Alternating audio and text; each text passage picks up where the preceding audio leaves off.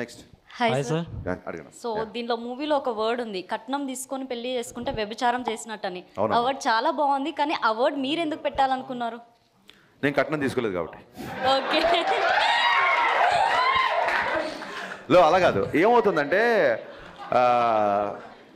ఆ కాన్సెప్టే నాకు ఆ అమ్మాయిని ఒక అమ్మాయి ఇద్దరు ఏకమవుతున్నప్పుడు, ఒక మంచి ముహూర్తంలో ఇద్దరు ఏకమవుతున్నప్పుడు మా అమ్మాయిని చూసుకోవడానికి ప్రేమతో అమ్మాయికి బట్టలు పెడతారా నగలు పెడతారా అనేది ఆడపిల్ల తల్లిదండ్రుల పర్సనల్ విషయం, దాని గురించి నేను కామెంట్ చేయను. కానీ ఈ డిమాండింగ్ గాడ్స్ గ్రేస్ ఇప్పుడున్న మోడర్న్ సొసైటీలో ఇప్పుడున్న అమ్మాయిలు అబ్బాయిలు అనేవాళ్ళు నిజంగా డెఫినెట్గా వరకట్నం చావులు అవన్నీ చాలా వరకు తగ్గిపోయాయి.